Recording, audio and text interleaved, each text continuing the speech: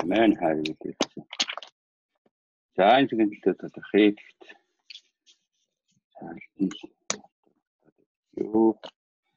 за өнөөдрийн номлог. Амен. Халелуя. Өнөөдрийн номлог хийгээд алхах байгаа. Тэгэд хийх гэж байна. За бүгд ямар ч байсан өнөөдөр тэгээд бизнес ирсэн огмон хэлээр залбиралын тухайга өөр нөлөөтэй залбирал. Зуучлан залбирал. За тэгээд мөн залбирал мөргөл гэдэг зүйлийн ялгаа юм. Энэ зүйлийн тухайч нэ. Тэгээд эзнээс ирсэн төлхөр ишлэл нөлөөлөл 1-р Хаадын номын 18 42-45 байна. За өнөөдөр бүгдээрээ жоохон энд юун дээр ерөөсө дэлгэцэн дээр ерөөсө ишлэл гарахгүй. Тэгээд тэгэхээр Библиэс жоохон 읽эж байна. Библийг үзэргүүлнэ. За бүгдээрээ эхлээд Хаадын Дээд 18 болчихсон. 18-ийн 42-оос 45. Авч цосно. Заадал хөлчлөө уншиж. Хаадын Дээд 18-ийн 42. За. Ахаб идэж уухаар явлаа. Харин Елиа Кармелын оройд гарлаа. Тэрээр газарт суун бөхийгөөд толгойгоо өвдгөн завсраа хавчуулав. Тэрээр зарцдаа. Яваад тэнгис рүү хараадах гэж хэлэв. Зарцын дээш гарын харчгаад юу ч алга гэж хариулсан. Елиа Дахиад явж дахин 7 удаа тушаага. 7 дахь удаага зарцсан хараач хүний гарын дайтай жижигхэн үл далаагаас хөөрн ирж байна гэж хэлв. Елиа Явж Ахабт аадар борон цаадахгүй тул тэргээ бэлтгэхтүүн гэж хэлгэжээ. Тун өдгөө тэнгист бараан үл хуралдаг салхи ширүүс аадар бороо орж ирлээ. Ахаб борон тэргийн сул Израиль руу явжээ. За энэ түүхийг бүгд мэднэ тийм ээ. Елиа эзнес бороо гоцтой болж байгаа. Энэ Ахаб Ахаб эзний алдрыг харуулахын тулд ингээд эзэн зөвшөөрч харуулдаг. Тийм ээ. Бороо аадар бороо болдог. За тэгэж эзэн рүү хандаад бүгдээр үг гооч залбирч байгаа. Халелуя хайр үлийх чинь талархыг чинь цагийн төлөө талархж. Үнэхээр эзэн энэ цагтыг эзэн таны үгийг хуваалцах боломжийг олгосон танд талархыг.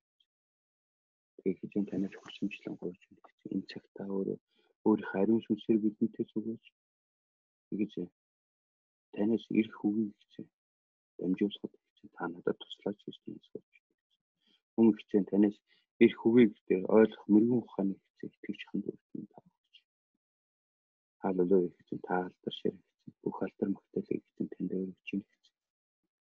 Тэнцэгтэй эзэн та өөрөө зүгэж өөрөө хөтлөөрөө өөрөө өдөртөн дагуулаарай. Үнэхээр бидний амьдрал хийж бүхий зүйлсийг талархъя. Тэнд баярлалаа гэсэн. Та алдаршаарай. Энэ үгтийг эзэн Иесус Христосийн нэрээр хүлээн. Амен. За номсол маань номсол байна. За өөр нөлөөтэй залбирлаа гэдэг байгаа. За өөр нөлөөтэй залбирал бид нэр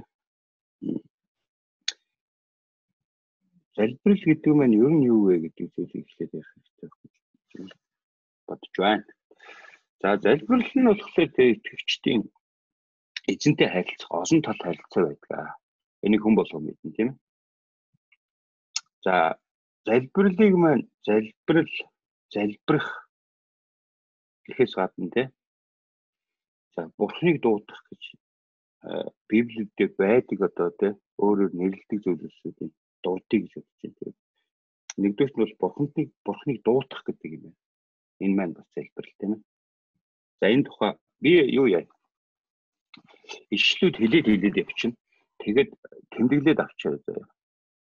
Тэгээд эргүүлээд харна үстэй. Тэгээд яг голд нэг ганц нэг ишлүүд тодорхой орох ёстой, унших ёстой ишлүүд орж ирчихсэн. За тэгээд залбирал гэдгээс гадна тийм ээ. Залбирлын маань юу гэдэг юм бэ гэхээр Библиэлд маань болохоор Бурхныг дуутах гэсэн байт юм байна. За энэ тухай бол дуулал номын 17-гийн 6 дээр байна. За дараа нь болохоор эзний нэрийг дуутах гэж байна. Энэ бас залбиралтай байх юм байна. Тэгээд энэ тухай бол Эхлэл номын 4:26 дээр байна. За тэгвэл дараа нь болохоор эзэн рүү хандан чангаар хашгирхаа гэж байна. За дуулал номын 3:4 дээр.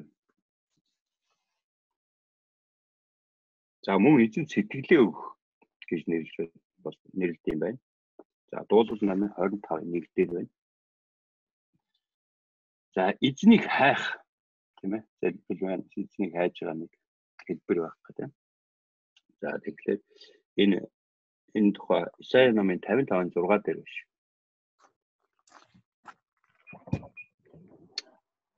За тэгвэл дараа нь дахиад бас юу гэж нэрлэдэг юм бэ гэхээр нэгүслийн хаан ширээнд итгэлтэйгээр ойртон очихоо гэж байна. Еврей номын 4:16 дээр байна.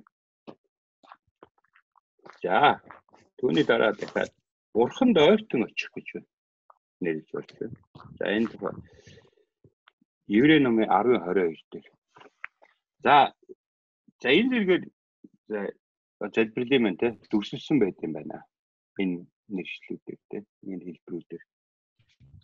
За тэгвэл залбирах гэдэг юм байна. Залбирах нь ер нь ямар утга учиртай юм бэ гэдэг зүйл гарч ирэх байх тийм.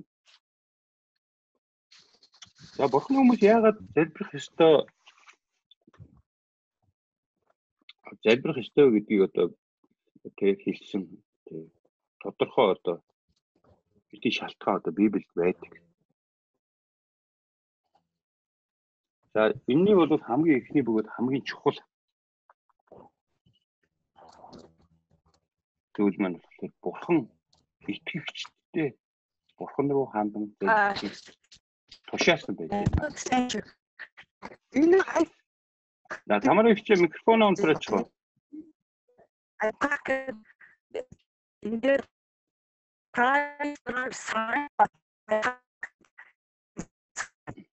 Байна уу тамаар ихчээ? Микрофон онцрооч. За баярлалаа.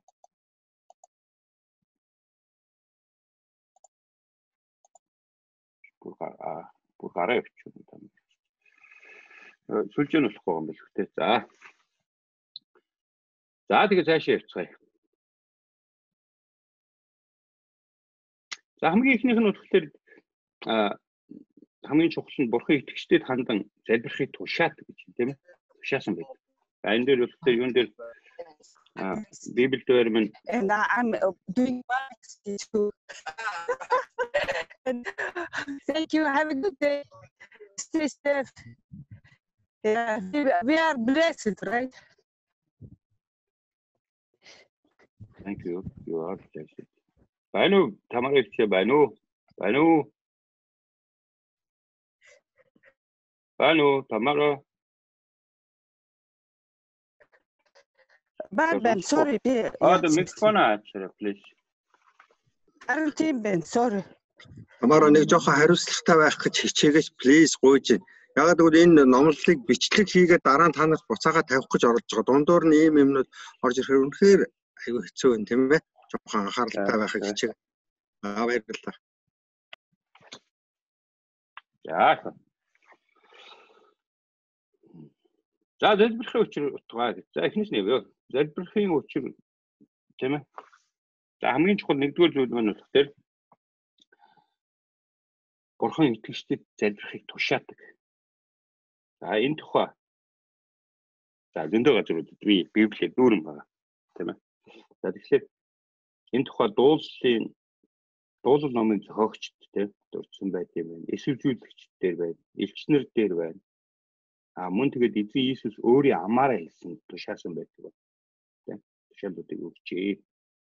За тэгвэл дуулал номын зохиогчд гэхээр хаана байдаг вэ гэдэг би дуртай хичээе тавьчих. Тэгэхээр Харин Дээд номын 16-11 дээр дуулал номын 105-4 дээр байна. За иш үзүүлэгчдийн номнууд дээр Исаи номын 55-ын 6 дээр байна. Ама номын 5-ын 4 дээр. За, элч нарын номууд дээр болохоор юу вэ гэхээр Эфес номын 6-гийн 17 дээр байж байна. Колосе номын 4-2 дээр, 1-р Тимот номын 5-17 дээр. За тэгвэл эцэг Есүс өөрийнхөө амаар хаана хэлсэн байт юм бэ? Тушаасан байт юм бэ? За Матай номын 26-гийн 41 дээр тушаасан байна. Тийм ээ. Лук номын 18-1 дээр тушаасан байна. Яохан номын 16-24 дээр. За тэгэхээр бүгдээрээ Библийг эргүүлээд Матай номон дээр нь очиж байгаа.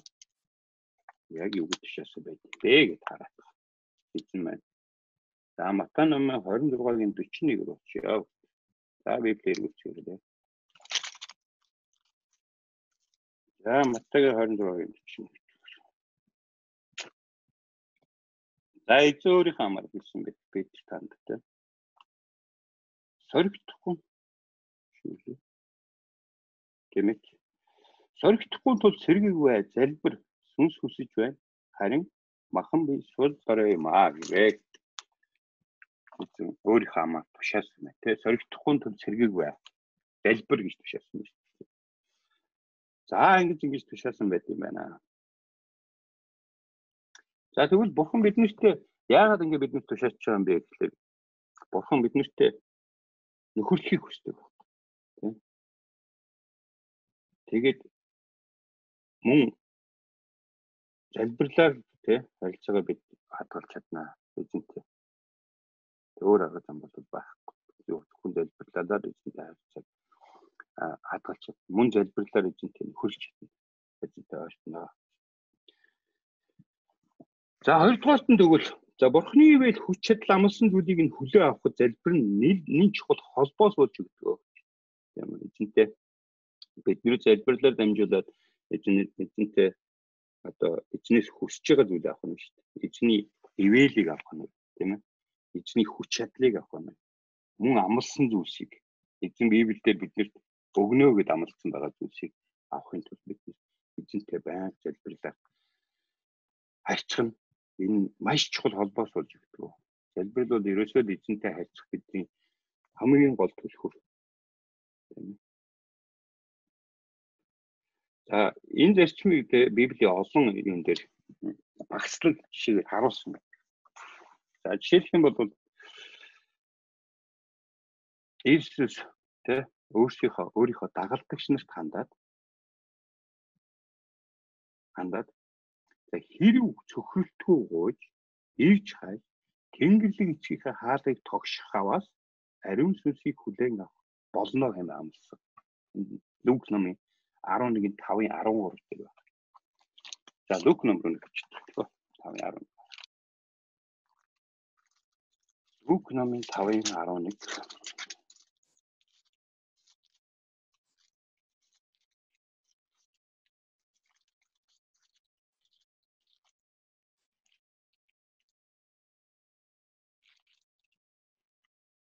Биш. Лук номын 11 шүү. 11-ийн 5-аас 13. Буруу шүү. За цосно. Би бол төхөөд маргаж байгаа. За тэгээд би уншаад байна. Тэгээд тэр тэдэнд Иесустэй дагалдагч нартай хэлсэн биз. Та нарын нэг чинь найзтай байж л дээ. Тэгээд түүн дээр шүн дөлөөр очиж найзаа надад 3 талах зээлдүүд ээж. Найз маань холоос над дээр иржээ. Түүний өмнө тавих юм надад юу ч алга гэхэд дотроос та битгий надад төгөөдөд бай. Хаалга хэдий төгжээч би хүүхдүүд маань оронд орчих. Хаалга хэдий төгжээд би ч хүүхдүүд маань оронд орцоосоо би босож чамд юм өгч чадахгүй гэжээ. Би танарт хэлье. Хэрэг тэр хүн анд нөхрөө гэж босож юм өгдөггүй юм ахад цөхрөлтгүйгээс нь болж тэр босож түүнд хэрэгтэйг өгөх болно. Би танарт хэлье. Гой тэгвэл танарт өгөгдөнө. Хай тэгвэл танарт олно. Тогш тэгвэл танарт нээгдэнэ. Учир нь гойдаг хүн бүр аавна. Ирж хайдаг хүн олно. Тогшдог хүнд нээгдэнэ. Эцгүүд та нарын нэгнээс чинь гүн загасгүй л оронд нь могоо өгөхгүй л автай. Тийм биш гэж юу? Эсвэл хүүн өндөггүй эцэг нь бэлэнч торхоо өгөхгүй биш үү? Хэрэг та нар бузар атлаа хүүхдүүдэд хэрхэн сайн бэлэг өгөхөө мэддэг юм бол тэгчмээ. Тэнгэрлэг чинь Тэнгэрлэг эцэгтэй өөрөөс нь гуйдаг хүмүүст ариун сүнс өгөх нь дамжиггүй гэж. Тийм ээ. Тэгэхээр бид нэр ирж хайх хэрэгтэй юм байна. Тийм үү? Тогших хэрэгтэй юм байна. Гуйх хэрэгтэй юм байна. Тэгвэл биднэрт ариун сүнс өгөх нь байна. За зүгээр суугаад байвал өгөхгүй нь шүү дээ. За нэг ариун сүнстэй болчих юмсан. Босчод зүгээр юм байгаа юм да. Энэ хүмүүс ер нь ингэж тэгж яриад байдаг суугаад байвал өгөхгүй нь шүү дээ. Тэр үнэхээр эзнес хүсэх хэрэгтэй залбирах хэрэгтэй гуйх хэрэгтэй. За тэгвэл яг ингэж эзэн ариун сүнс өгдөө гэж амласан байгаа ч тийм эзний амлалт юм байна. За тэгвэл энэ амлалтыг тийм ээ ингэж амласны дагуу эзэн ингэж айлцсны ёсоор Иесус эзэн дээшээ очсны тэнгэрт одсны дараа юу болсон бэ? Дагалдагчид юу болсон бэ гэдэг зүйл болчихно тийм үү? За тэгвэл дагалдагчдын буудалж байсан дээд өрөөний тийм дээд буудалж байсан дээд давхрын өрөөндөө хамтдаа залбирахаар байнга цугларч байсан баг. Тийм. Энэ тухай Үлс номын 1:14 дээр байна. За энийг тэмдэглэж яваа та нар уншицгааш. За тэгвэл Пентекостийн өдөр тийм ээ. Пентекостийн өдөр гэж юу вэ? За ерөнхийдөө товчхон Үлс номын 2:1-4 дээр Пентекостийн өдөр гэж байж байгаа. За Пентекост яг дээд давхарт ариун итгэгч нар цугларсан залбирч явахад Пентекостийн өдөр ариун сүнс ирж хүчийг авах тийм ээ. Ариун сүнс ирж хүчийг авах хүртлээр дагалдагч нар тасралтгүй залбирч ирсэн байна. Тийм үү бүгдээрээ цуглараад тогтмол залбирч ирсэн байна. Энэ зүйлсийг тасралтгүй хийж ийсэн. Эзнээс тэгээд одоо зүгээр нэг удаа за эзэм юу яач. Надад ариун сүнс өгч тий. Хэрэгтэй юм шиг байна. Гэт орхичаагүй. Яасан бэ гэхээр тасралтгүй залбирч ирсэн байна. Тэгж хүсэмжилсэн. Одоо эзний хэлсний дагуу гуйсан байна тий. Хүсэмжилсэн байна. Тэг тогшсон байна. Тогшин гэд тасралтгүй залбирч ирсэн маань тогшилтонд орж байгаа. Байг тогшсон. Ингэсний улмаас юу болсон бэ гэдэг тий. Ариун сүнс одоо буулт ирсэн байгаа юм тийм. Тэг хүн бүгд тэнд байсан бүгд зав. Тэд бүгд ариун сүнсээр дүүрч Бурхны үг зоригтойгоор ярьж хэлсэн байна. За энэ тухайд Үлс номын 4:31 дээр байна. За тэгвэл өөрийнх нь төлөө Христ итгэгчдийн залбиралгүйгээр зорьсон хэрэг нь бүтэхгүй гэдгийг ухаарсан Илч Паул тэднээс залбирч байхыг дахин хүсэж байсан байдаг. Тэгээд Илч Паул болохоор үнэхээр эзэнт залбирахгүйгээр тийм итгэгчдийн залбирал байхгүйгээр одоо өөрийнх нь хийж байгаа үйлс тийм дэмжигдэхгүй юм байна. Урагшаа явахгүй юм байна гэдгийг ухаарсан байна. Тэгээ энэ дээр бид нэр байнга хэлж идэв. Та нар пасторынхаа төлөө, ахлагч нарынхаа төлөө тийм итгэгч нэгнийхээ төлөө залбирч байгаа ч гэдэг. Тийм зуучлан залбираач гэдэг байнга хэлж идэв. Тэгээд энэ маань болохоор ийм утгаарчтай юм аа. Үнэхээр бид нэр залбирлгүйгээр эзэн рүү хандлагүйгээр эзнэрийг хандж гоохгүйгээр цаашиж явах юм. Энэ маань болохоор юу болохоор юу гэхлээр зуучлан залбирал болчихж байгаа. За тэгвэл мөн итгэгчид итгэлээрээ залбирахад тийм эдгэрэл ирэх боломжтой гэдгийг Яаков номдэр Яаков тодорхойлсон. За энэ Яаков номын 5:14-15 дээр байна. За энэ тухай дараа нь таныг хэлж тараа. За тэгвэл зуучлан залбирал гэдэг байна. За тэгвэл Паул тийм апостол Паул үнэхээр та нар миний төлөө залбираач гэдэг. За энэ тухай би товчхон дурдчихъя. Ром номын 5:30-32 дээр 2 дугаар Коринт номын 1:10 дээр Эфес номын 6:18-20 дээр Филиппой номын 1:19 дээр, Колосой номын 4:3-4 дээр байна. Ийм олон газар хэлсэн бид юм биш. Ганцхан газар болчихгүй юм тийм ээ. За тэгвэл зуушин залбирал гэдэг юу хэлдэг юм бэ гэдэг тухайд товчхон ярилцдаг хөө. За зуушин залбирал биш үү? За хөөс зуушин залбирал бол Бурхны оролцоо зайлшгүй хэрэгтэй байгаа нэгэн болон бусдын төлөө Бурхнаас гуйсан нэгний ариун итгэлтэй няцшгүй залбирал хэмээн тодорхойлж байна. Тэгмээ тэгэхээр бид нэгний төлөө Бурхны амьдрал Бурхны оролцоо амьдралд нь зайлшгүй хэрэгцээтэй байгаа нэгнийг олж мэднэ шүү дээ. Энэ бол байдаг өдөр дунд итгэж хүмүүсийн дунд байж энэ зуушин залбирал ялангуяа итгэж хүмүүс дунд нэгнийхээ төлөө зуушин залбирах зүйл нь асар их хүчтэй байх ёстой зүйл шүү. Тэ. Тэгээд тэрийг мэдэх хэрэгтэй байна. Тэгээд эзнээс гуйх хэрэгтэй байхгүй. Тэгээд энэ гуйлт маань ямар байх хэрэгтэй юм бэ гэхээр ариун байх хэрэгтэй, итгэлтэй байх хэрэгтэй, няцшгүй байх хэрэгтэй. Тэгэхээр тасалбар нь залбирах хэрэгтэй тийм. За Даниэл номын 9:3 дээр байна. За тиймээс би залбирал ба гуйлтаараа мацаг барьж таарамсаж өөр дээрээ үнс асхан эзэн Бурхныг хаахаар түүн рүү хичээнгүйлэн хандсан. Яаж вэ? Даниэл 3:9 дээр.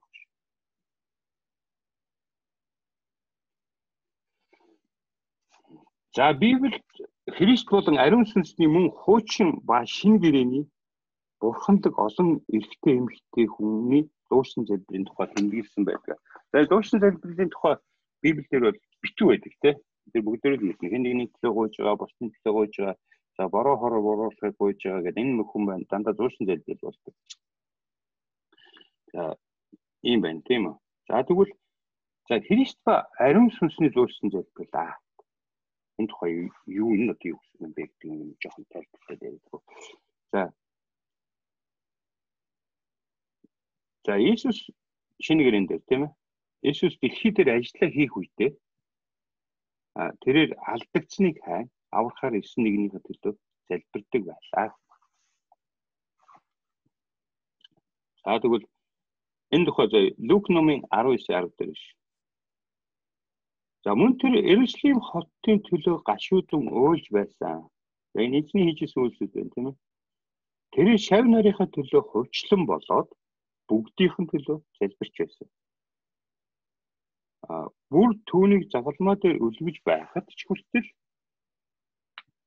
дайснуудынхаа төлөө залбирч байсан. Эзэн ингэж залбирч байсан юм байна. Тийм үү?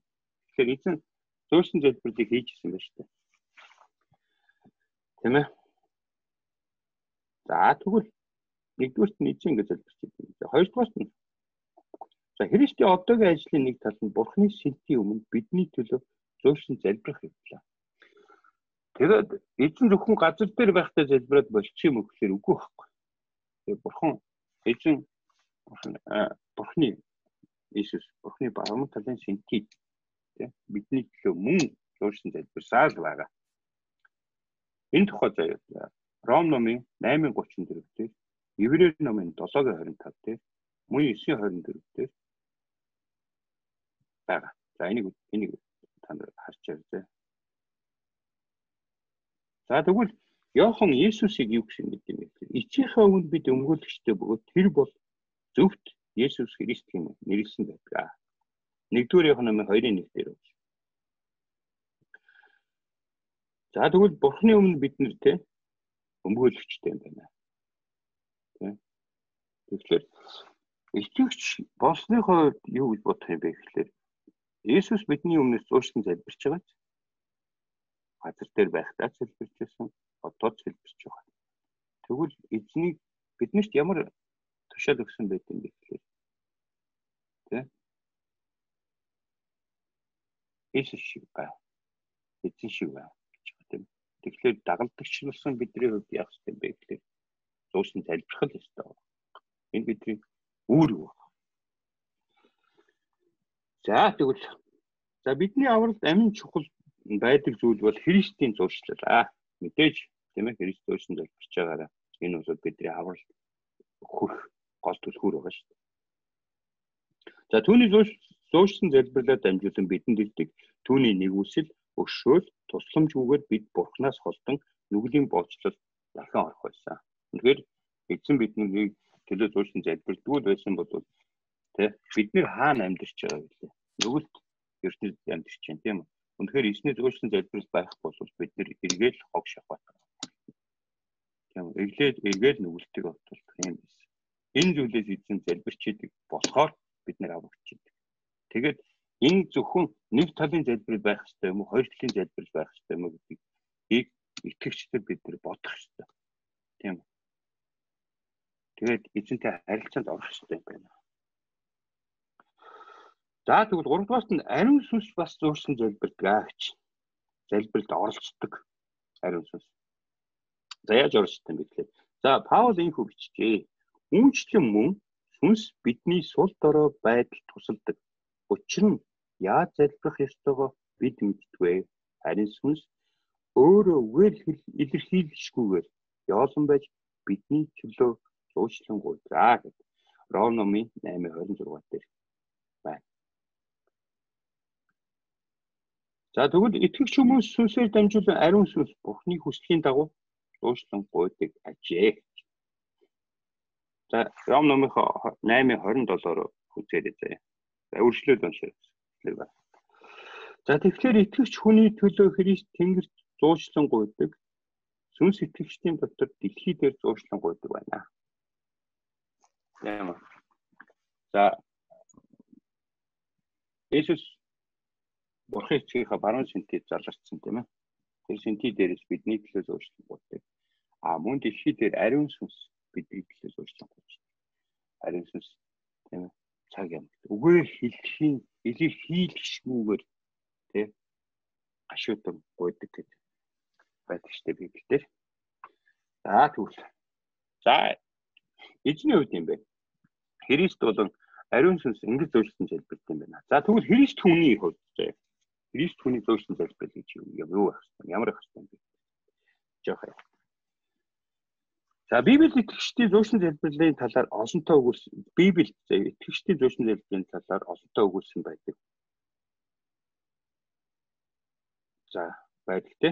Онцломор хүчтэй залбирлын олон жишээг тэмдэглэсэн байдаг. Тэнд бол айгүй олон. За тэгвэл хуучин гэрэн дээр Бурхны хүмүүсээ удирдахч болох хаад яаж залбирдаг вэ гэдэг тухай Шаштрын дээд номын 21:17 дээр Шаштрын дээд номын 6-гийн 14-өөс 42 дээр. За тэгвэл иш үзүүлэгчд яаж зөөчлөн залбирдаг вэ гэдэг. Тэгэхээр нэг Хаадын дээд номын 18-ийн 41-ээс 45 дээр. Одоо бидний юуны төлхөр ишлэл байна тий. За Даниэл номын 9-р бүлэг тэгт уншаад үзээрэй. За тэгвэл тахилч нар тийм үү. Еврей номын 9-ийн 5-аас 15. Ёл номын 1-ийн 13, 2-ийн 17-аас 18 дээр. За тэгвэл энэ үед ингээд тахилч нар энэ дээр зуучин залбирлын замаар улс орноо удирдах гэсэн баггүй энэ. Хүмүүсээ удирдах гэсэн тийм ээ. Итгэгчдийг. Бурхны хүмүүсийг энэ замаар удирдах гэсэн байна. За тэгвэл хуучин гэрээнд хамгийн сонгодог жишээнүүд бол Ишмаэлийн төлөөх болон Содом Гоморын төлөөх, мөн Авраамын залбирал, хүүгийнхээ төлөөх Давидын залбирал, хүүхдүүдийнхээ төлөөх Йовын залбирал орд юм байна, багт юм байна. За би ишлүүдийн хэлчих тийм ээ. За тэгвэл Ишмаэлийн төлөөх тийм залбирал. Ишмаэлийн төлөөх Содом Гоморын төлөөх Авраамын залбирал биш тийм. Энэ бол Эхлэл номын 17-гийн 18 дээр Содом Гоморын төлөөх Авраамын залбирал Эхлэл номын 18-ийн 23-аас 32 дээр. За За мэдээж хүүгийнхээ төлөө Давидын залбирсан залбирал тийм. 2 дугаар Самуэль номын 12:16 дээр Шаштрын дээд номын 29:19 дээр.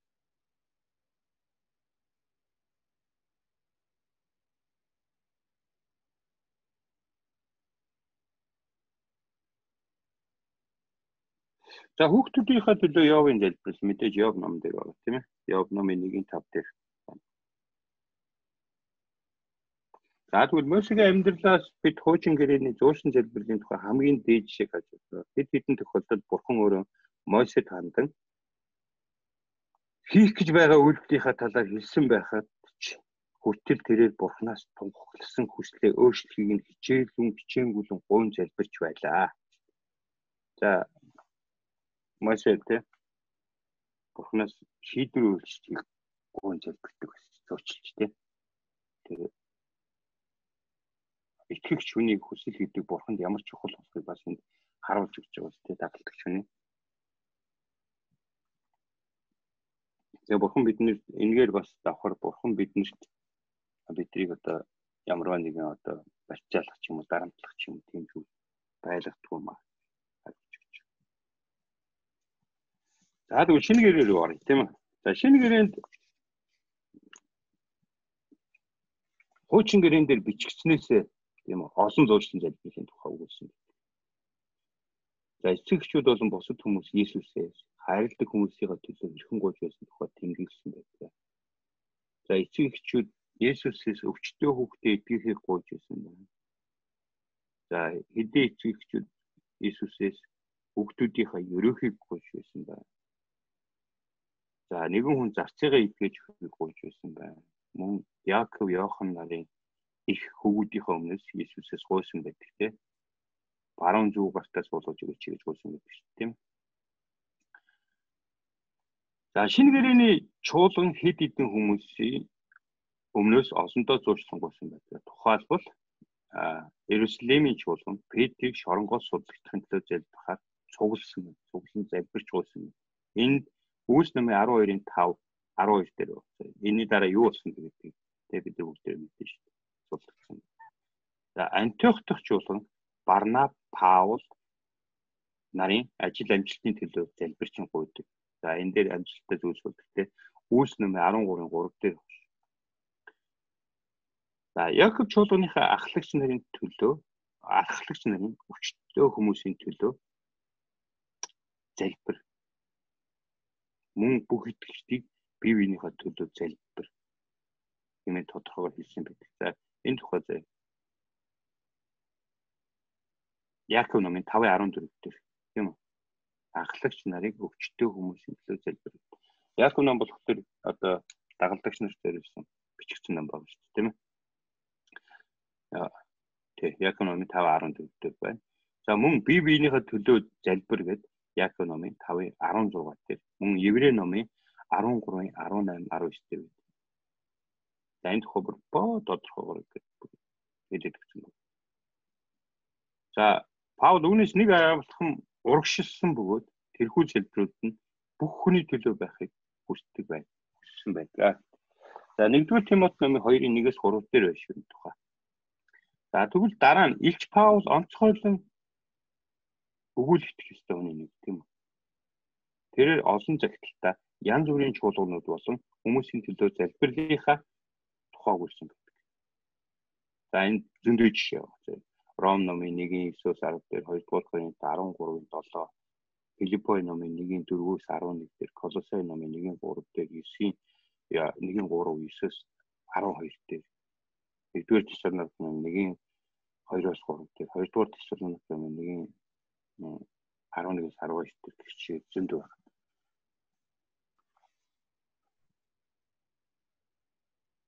За Паул зөвхөн үүний зэрэгцээ Паул чуулгануудын залбирлаар дамжуулан түүний ажил бүрэн дүүрэн үр дүнтэй байх юмаа гэдгийг мэддэг учраас түүний төлөө залбирахыг олонтоо гуйсан байдаг. Тэгээд энэ маань болохоор юу гэхээр өдөрдөгч нар пастор ахлагч нарын төлөө залбирч байгаа чи зүйлийг дахиад хэлнэ. За тэгвэл зуучлан залбирлын зорилго нь юу юм бэ гэхээр Библиэд байдаг олон зуучлан залбирал, зуучлан залбирал Бурханаас эмээгч ариун хүмүүс хүмүүс түүнээс шүүлттэй хилтүүлэхийг, өөрийнхөө ард түмнийг сэргээхийг, хүмүүсийг аюулаас чөлөөлөхийг, мөн ард түмнөө ерөөхийг гуйсан байдаг. Өөрсөн залбирагчид бас ариун сүнсний хүч ирэх, хүмүүсийн эдгэрэл, гэм нүглийн уучлал, эрх мэдлийг барьж буй хүмүүсийн зөв сайн удирдах чадвар, пасторууд, Христч итгэлийн өсөлт, үр нөлөөтэй хожид пасторууд, илгээлтийн ажлын үр нөлөө, бусад хүмүүсийн авралын төлөө болон ард түмэн Бурханыг магтахын төлөө залбирсан байдаг. За Библиэд ард түмнийхөө төлөх Бурханы төгс хүсэл хэмээн илэрхийлсэн ямар ч зүйл зуучлан залбирлын сэдв байх нь зохистой. За зуучлан залбирлын тухай нэг талбарчаар байна тийм ээ. За эргээд төрөнд залбирлаа. Зоё. За бурхан хүн төрөлхтнийг аврах өөрийн төлөвлөгөөндөө итгэгчдийн зорилтыг хамтран зүтгэж байхыг тушаажээ. За яасан бэ? Бурхан тийм хүн төрөлхтнийг аврах өөрийн төлөвлөгөө, бурхан хүн төрөлхтнийг аврах төлөвлөгөө байна шүү. Тэгвэл энэ төлөвлөгөөнд бурхан зөвхөн өөрөө тийм өөрийнхөө хийгээд тийм үү? Явчих биш. Үнэхээр итгэгчдийг тийм үү? Энэ төлөвлөгөөний зорилтод хамтран зүтгэж байгаа ч гэж хүсээгүйтэй. Хамтран зүтгэж бай гэж тушаацсан. За бурхан заримдаа тэдний зөвхөн ариун, итгэлтэй, цөхрөлтгүй залбирлын дүнд аливааг үйлддэг. Итгэгчдийн зуучлан залбирлгүйгээр бурханы хаант улсад биелэгдэхгүй олон зүйлс бий. За жишээлх юм бол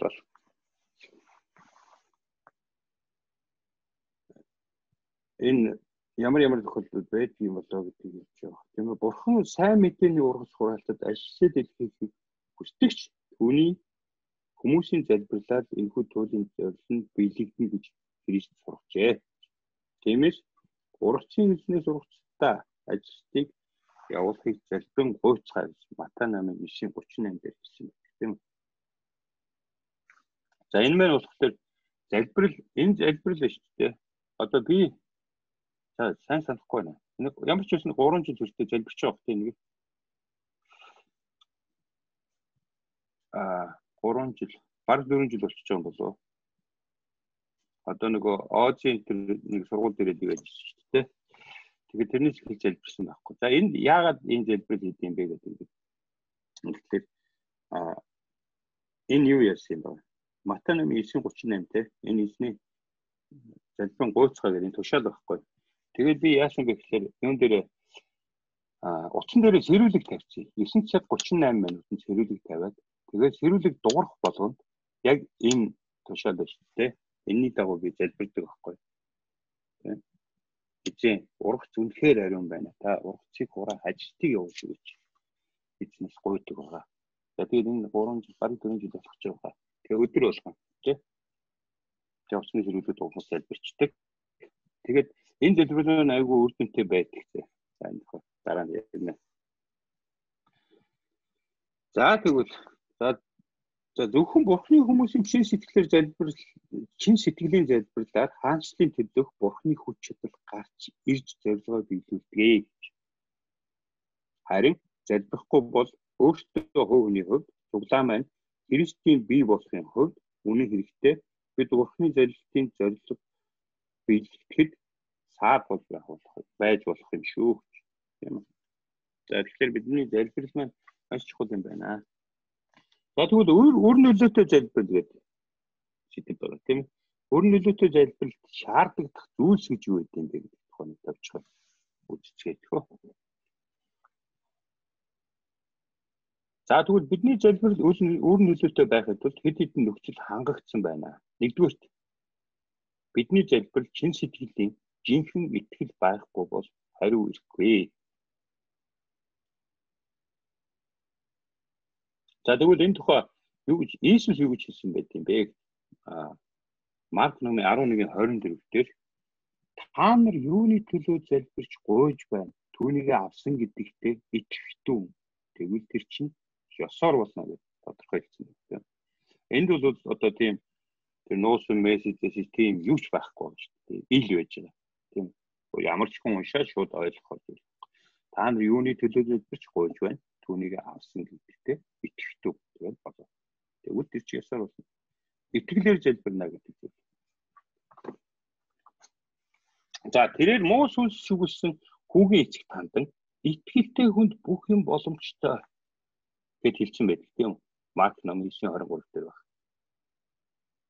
За тэгвэл Еврей номын зохиогч бүрэн итгэлтэйгээр үнэн зүрхээрээ бурханд ойртон очицгоё гэсэн байна.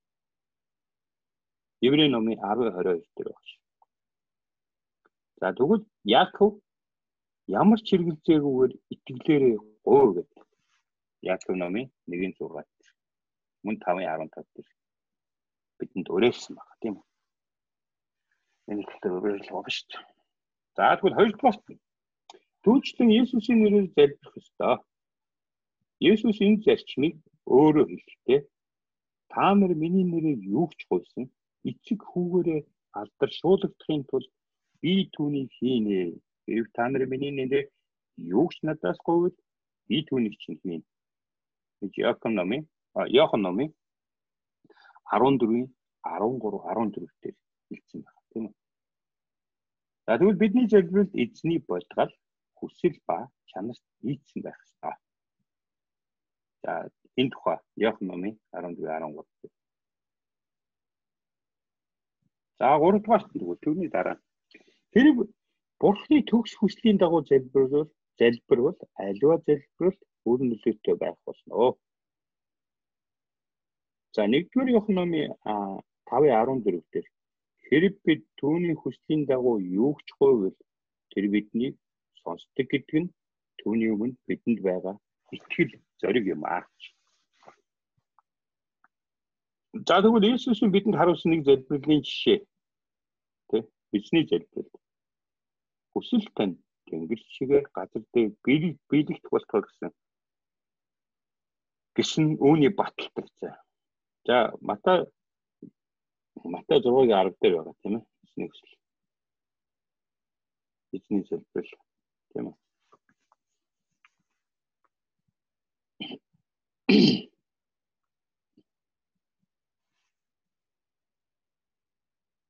За тэгвэл Бурхны хүслийг бид нэр хаанаас олж мэддэг юм бэ? Ер нь ихэнх тохиолдолд Бурхны хүслийг бид Библиэс олж мэддэг. Ихэнх тохиолдолд. За түүний үгэнд гарч байгаа амлалтад үндэслэл бол ямар залбирал өөр нөлөөтэй гэдэгт итгэж болно. За тэгэхээр бидний залбирал яах ёстой юм бэ гэдэг юм бас хүндэгдэж ярьж орж байгаа. Зүгээр л өөрийнхөө хүснээр юм яриад байгаа юм биш ээ. Библиэлд юу гэсэн байт юм бэ? Бурхан юу гэж хэлсэн байт юм бэ? Тийм ээ.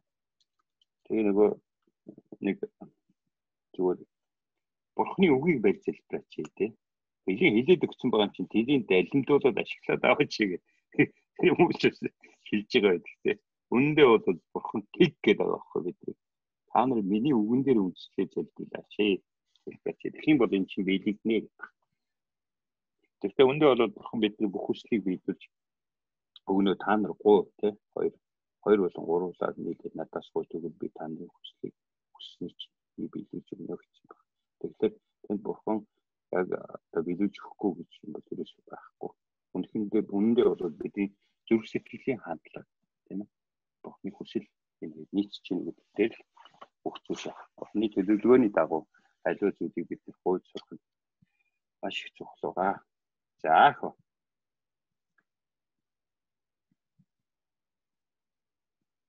За түүний үгэнд гарч байгаа амлалтад үндэслэн бол ямар ч залбирал өөр нөлөөтэй гэдэгт итгэж болно гэж тийм ээ.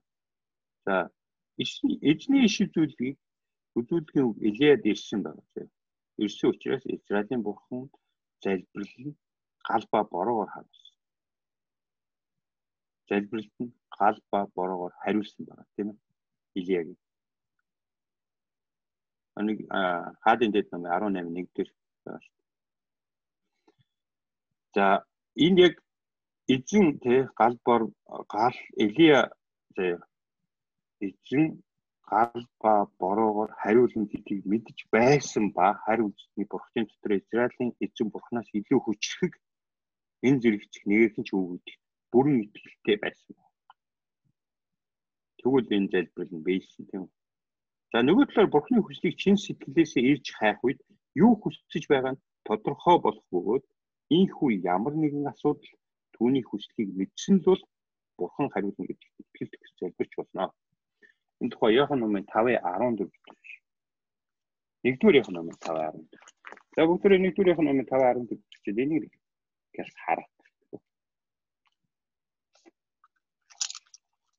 Нэгдүгээр Иохан номын 5:14.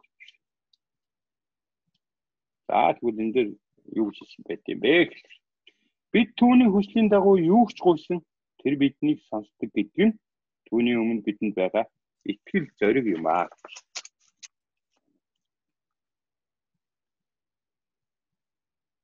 За тэгвэл дараагийнхан дугаарт тэгвэл 3 4-р нь. За бурхны хүслийн дагуу залбирахаас гадна түүний сонорт хүргэж хариуг нь авахыг хүсэж байгаа бол бид өөрсдөө бурхны хүсэл захирах ёстой. Эхлээд бурхны хаанчлал зөвхт байдлыг хайвал бидний гуйсан зүйлсийг өгөх болно. Матай номын 6:33 дээр бичсэн байдаг те. Та нар эхлээд бурхны хаанчлалыг хай гэх юм бол юу ч үсэн тэр чинь та нарт өгөх болно гэсэн мэт тийм үү. За Илч Иохан энэ талаар бид гуйсан болгоно түүнээс хүлээг авна. Учир нь бид түүний тушаалуудыг сахиж түүний мэд тааламжтай зүйлүүдийг үйлддэг гэлээ хэмээн тодорхойлсон байна. Иохан 1-р Иохан номын 3:22. За залбирлын хариуг авахын тулд бурхнаа тушаалыг дагаж түүнийг хайрлан таалалд нь нийцэх зүйлсийг үлдэх нь зайлшгүй тавигдах болцол юм аа. Тийм үү? Залбирлын хариу авахын тулд бурхны тушаалыг дагах ёстой. Бурхныг хайрлах ёстой. Тэгээд бурхныг хайрлаж иж таалалд нь нийцэх ёстой.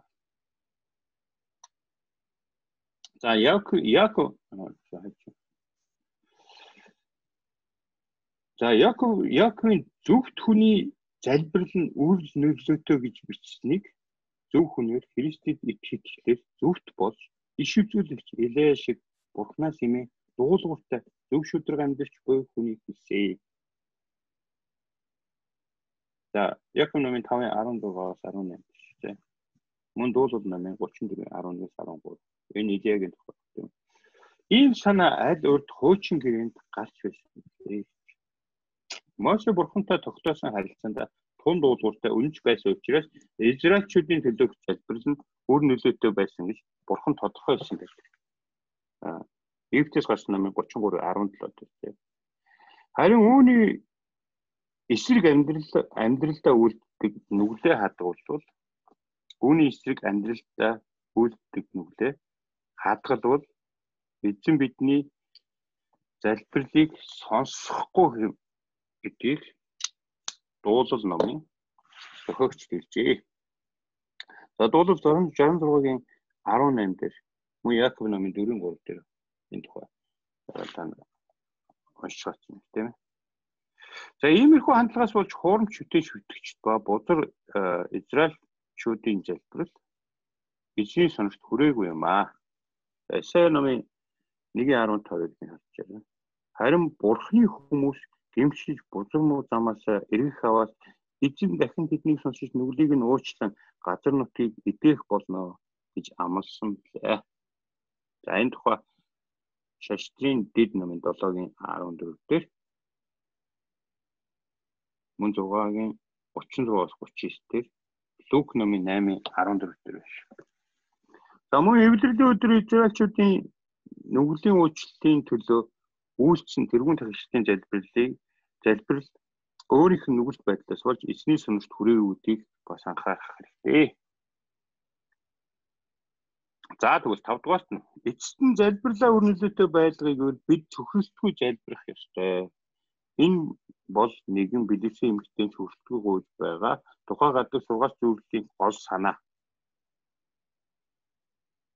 Одоо Библиэлд одоо бичсэн юм болгон биднэрт зүгээр л бичигдсэн юм байдаггүй. Тийм ээ. Бид бүгдээр мэд. Цаана заавалч нэг юм гэдэг юм санаа явж байгаа. Бурхан биднэрт ойлгуулах гэсэн юм. Тэнд багтаас нь шингээсэн байдаг тийм. Тэгээд Лук Ромын 18-ийн 1-7 дээр тийм энэ Билевсийн эмэгтэй төхөөрөлтөө гойж байгаа залбирал авах нэг уншиж байгаа. За тэгвэл Иесус Христийн бидэнд хэлсэн, эзний бидэнд хэлсэн Матай номын 7-гийн 7-оос 8 дээр уухаар гэсэн заавар нэцэртгүй залбирлыг хийж байгаа тийм. За тэгвэл мөн Ич Паул бидэнд хандан өөртийгөө залбирал зориулахыг зөвлөсөн байлаа. Колосей номын 4-ийн 2. 1-р Тимот номын 5-ын 17. Колосей руу очиод хараадах. Юугээр хэлсэн байт юм бэ? Колосей номын 4-ийн 2.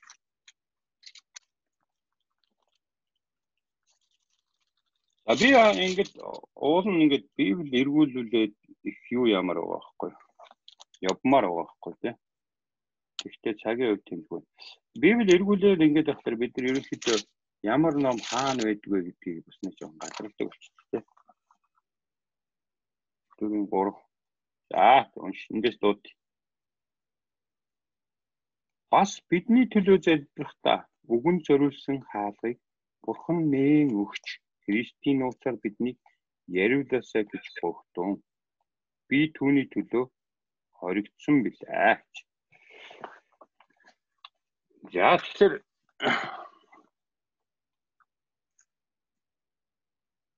гэлцэн байна тийм үү? Гэсэн юм дээр Паул бидэнд хандан өөртөө залбирал зориулахыг зөвлөсөн байна. За тэгвэл хуучин гэрээний ариун хүмүүс энэ зарчмыг мэддэг байж. Жишээлбэл зөвхөн Моше бурхан руу хандан гараа өргөн зөвхөрлөлтгүй залбирснаар Израильчууд Амилекчуудтай хийсэн тулсалдаанд амжилт олсон. Энэ Египтээс гарсан номын 7:11 дээр байгаа тийм. Моше гараа өргөөд бүр дийлхэ болоос үлдээ тэ туслаад өргөөд юм биш. Елиа бороо орох болно гэж иш үзүүлгийн үгийг хүлээн авсны дараа бороо орон ортол залбирсаар байсан. Тийм үү? Өнөөдрийн түлхүүр ишлэл номер 1 Хаадын Дээд номын 18-ын 41-45 байна. За үүний өмнө энэ иш үзүүлэгч Зарфетагийн Билевсийн эхнэрийн нас барсан хүүгийн төлөө амийг нь буцаан хүртэл эзэнт хандан зөвхөрлөлтгүй чин сэтгэлээсээ залбирсан залбирэн гуйсан байлаа. Мөн Хаадын Дээд номын 17-гийн 17-23 байна. За тэгвэл өөр нөлөөтэй залбирлын аргууд тийм арга байна. Ичин гутлаа. Юу дуусахтай. За өөр нөлөөтэй залбирал маань юунаас бүрдэх вэ? За тэгвэл нэгдүгээр залбирлаа өөр нөлөөтэй байлгахын тулд бурханд хандан зүрх сэтгэлээсээ жинхэнэ магтаал хүнд итгэхийг өргөх ёстой. За зуулал 150. За Үйлс номын 2:47 зэрэг уншаад байна. За өвдөд түн ойролцоо энэ тэнцвэрийг чухал зүйлүүд бурхан таалагдах явдал. За түүний дараа нь гэм нүглөө ухаар чин сэтгэлээсээ гимшгэн итгэлээрээ өргөж буй залбирлын салшгүй нэг хэсэг. За тэгвэл дөрөвдүгээрт нь түнчлэн бурхан бидэнд өөрсдийнхөө хэрэгцээний дагуу гохыг зөвлөсөн байдаг. Яг энэ бичсэнчлэн бид гойдоггүй учраас хүссний хүлээн авдаггүй эсвэл буруу хандлагаар гойдог байна. За яг номын 4:2-оос 3 дээр. За мөн бусдын төлөө бид итгэвтэй залбирах ёстой. За тэгвэл өөр нөлөөтэй залбирах аргын дараагийнх нь. За тэгвэл хэрхэн залбирах вэ гэж юм тийм үү? Өөр нөлөөтэй залбир юунаас бүрдэх вэ гэх юм байсан. Хоёр томлол хэрхэн залбирах вэ гэж. За утгагүй хоосоо олон үгээс бол бидний залбирлыг сонсохгүй байж болох учраас зүрх сэтгэлээсээ залбирахыг Иесус олсон байдаг. Матай номын 6:7. За бид чимээг эсвэл чангаар залбирч болно. Аль нь болох нь тийм үү? Чимээгүй залбирлын тухай 1-р Самуэль номын 1:13 дээр байна. Чангаар залбирх тухай Нехемия номын 9:4 дээр Изакер номын 11-13 дээр. За бид өөрийн үгээр эсвэл судны үгээр залбирч болно. Аль аль нь болохоор бид өөрсдөө хоогүй хэрэглээ залбирч болох нь. Нэг бол Библиэд төвшүүлээд залбирч болох нь байна. За бид өөрийн ухаантай залбирх юм уу? Эсвэл сүнсээр залбирч болно гэж. За тэгвэл монгол хэлээр залбирч болох нь байна. Хэлээр залбирч болох нь байна. Төвчөндөө ойлгуул тийм ээ. За мөн гонгносон аваа гаргаж залбирч болтгоо гэж. За хүний хэлийг үг яриаг хэрэглэхгүй залбирна гэсэн үг ээ гэж. Ром номын 8:26 дээр байна шиг тухай. За эдгээр үл ойлгохдохгүй үлтийг сүнс эзэнд хүргэдгийг мэдхээс хойш бид ийхүү залбирч болно гэж. За залбирлын өөр нэг арга нь эзэнд хандан магтан дуудуулах юм аа. За дуулал номын 91-2 дээр байгаа, Эфес номын 5:19-с 20 дээр байна, Колосе номын 3:16. За зарим үед эзэнд хандан чин сэтгэлээсээ залбирахдаа мацаг барин залбирч болдог гэж. За мацаг барин залбирлын тухай. Нехемия номын 1:4 дээр, Лук номын 2:37 дээр, Үйлс номын 14:23 дээр, Матай номын 6:16 дээр байна. За энэ тухай. За хэрхэн залбирх тухай юм зүйл байна тийм үү? За тэгвэл ямар байрлалтай залбирх хэрэгтэй юм бэ гэж тийм үү? Байрлалын тухай.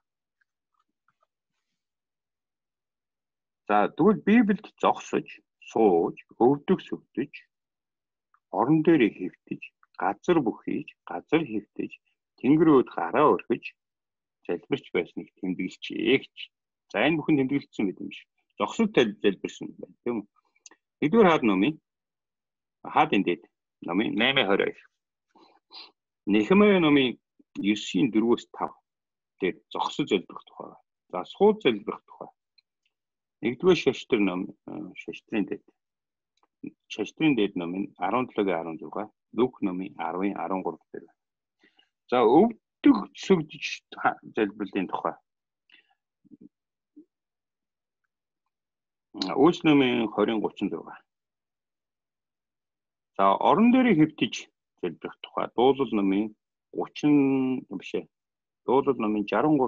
дээр. За газар бүхийж залбирх тухай. Египтээс гарсан 34:8 дээр, Дуулал номын 95:6 дээр. Газар хэвтэж залбирна. 2-р Самуэль номын 12:16 дээр, Матай номын 26:39 дээр. За тэнгэрүүд гараа өргөн залбирх. Дуулал номын 28:2 дээр, Исая номын 1:15 дээр, 1-р Тимот номын 2:8 дээр. За үр нөлөөтэй залбирлын жишээнүүд тийм үү? За Библиэд хүчтэй үр нөлөөтэй залбирлын жишээ олон гардаг. Тэгвэл нэгдүгээрт Мосе. Бурхан Мосегоор өөрийн зүйлсийг үйлдүүлэх гэж байгаагаа хэлсээр байтал түүнийг уушсан залбирсан өөр олон зүйлд хариу өгсөн байлаа. За хоёрдугаар гэмшиж харуулсан Самсон. Бурхан тандан Филистчүүдийг ялж амьдралынхаа зорилгоо биелүүлэх дахин нэг боломж олгож хэмээн залбирдаг. Бурхан үүний хариуд Бурхтынхаа сүр хүчийг магтан тэмдэглэхээр чугларсан Филистчүүдийн Башингийн багнуудыг нурааж хүчийг түнтгөө. Шүгчт нам 16:21-с 30 дээр. За гуравдугаарт нь иш үзүүлэгч Илиягийн хүчтэй залбираад хариу авсан доод тал нь 4 зүйл байдаг бөгөөд бүгд Израилийн бурхан алдрыг авчирсан билээ. Хизкия хааныг хүн дээр өвчлөөд байхад Исая түүнд өөхөх гэж байгааг нь хэлсэн байдаг. Тийм. Хаадын Дээд номын 21, Исая номын 38:1 дээр. За амьдрал үйл хэрэгт нь хийж гүйцэтгээгүй зүйлс байсныг мэдэж байсан Хизкия нүрээрээ хан руу хаж Бурханаас амьдралыг нь арай жаахан уцгаж өгөөч хэмээн утгагүй залбирдаг. Өөхгүй залбирдаг тийм. За За тэгэхээр энэ залбирлаар дамжуулаад яасан гэхээр сонгож өгсөн байна шүү дээ. Энэ тухай бүгдээрээ мэднэ. За бурхан Исаиг түүн рүү илгээж эдгэрч ахаад 15 жил амьдрах болсныг дуулгадаг. За Даниэл арслангийн үүрэнд байхдаа тэдний аманд орж хоол болохоос хамгаалж аврахыг эзэнд хандан итгэлтэй гуйдаг ба хүсэлтийг нь ёсоор болгодог. Даниэл номын 6-гийн 10 дээр 16-гийн 20. За анхны Христ итгэгчид Петрийг шоронгоос суллагдахын төлөө чин сэтгэлээсээ залбирахад бурхан тэнгэрт тэнгэр элчээ илгээж чөлөөлдөг. Үйлс номын 12-ийн 3-аас 11 дээр байна. Мөн 12-ийн 5 дээр тийм. За тэтгэвийн Библийн зарчмын дагуу өөр нөлөөтэй залбирахад эдгээр жишээнүүд цэвэр ариун хүсэл итгэлийг бидэнд төрүүлэх юм аа. За өөр нөлөөтэй залбирал юм байна. Ерөнхийдөө болохоор энэ залбирлын тухай бид нэг жоохон мэдээлэлүүд аваад тах тийм ээ.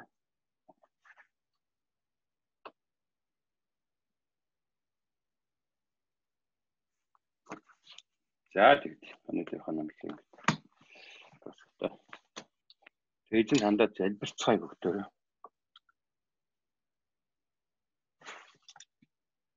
Жоохон сонсно гайгүй байна. Хөө халелуя хайр үеийг хийжээ. Тэгээд энэ цагийн төлөө талархаж чинь хийжээ. Энэ цагт хийжээ үнэхээр бид нэр тань руу хандан хэрхэн гэж ярих ёстой. Тантай хэрхэн харьцах ёстой гэж та бидэнд ойлгуулж гэсэн талархав. Үнэхээр хийжээ. Энэ цагт хийжээ та өөрийнхөө ариун сүнсээр бидэнтэй зөвлөж өдөртөнд дагуулж хийжээ. Бидэнд хийжээ таны ойлгох боломжийг тантай харилцах тэр зүйлсийн тухай мэдлэгийг өгсөн талархаж байна. Тэгж танд алдар магтаад өгнө гэж. Тэгж тань руу хандан залбирч байна гэж. Эзний хүсч болгоны итгэж ахын өвстэй байна гэж. Та өөрийнхөө ариун сүнсээр зүгээж гэж. Та өөрөө хөтлөн зааж гэж. Хэрхэн тантай ярих, хэрхэн тантай харилцах гэж. Итгэлээрээ танд хэрхэн гэж. Өргөлийг өргөх гэж. Тэр арга замуудыг гэж та зааж өгч. Та хөтлөн тавуулаа. Та өдөртөө үнэхээр хийцэн танаас өөр хийцэн. Энэ бүхний хийж чадах юм зүйл. Энэ хорвоо дэлхийн ертөнцийн байхгүй. Танд талархыг. Та бол үнэхээр гайхамшигтай. Танд боломжгүй зүйлс байдаг. Тэгж эзний хүсч болгоны ахын дүүсийг хийцэн танд итгэлээр үсгэд хийцэн. Та туслаач. Та өөрлөгөө дуудаач. Та зүрхийг хийцэн. Зөвлөвлөж хийцэн. Та зүрх сэтгэлүүдийг нээгэж хийцэн. Та өөрөө хийцэн тэр зүрх сэтгэлүүдийг нээж хийцэн. Тэр шинэ ертөнц дотор аялах боломжийг хийцэн та бидэнд өгөөч гэж бодож байна. Танд талархыг. Та үнэхээр хийцэн эзний хүсэл чуулган дээр хийцэн итгэж ахын дүүсээр минь хийж байгаа бүхий л зүйлсээр талархаж байна. Та хийцэн зүрхийг өөрчилж байгаа, та шинжилж байгаа хийцэн. Танд талархыг. Баярлалаа. Хаалалуя хийцэн та алдаршаарай. Тэгээд энэ цагт та зүгээс бидний өдөртөнд дагуулсан талархаж байна. Танд бүх алдар магтаалыг өргөж байна гэж. Тэн бүгдийг эзэн Иесус Христийн ариун нэрээр талархан хэрэг гуйж залбирлаа гэж. Бүх алдар нэгсэн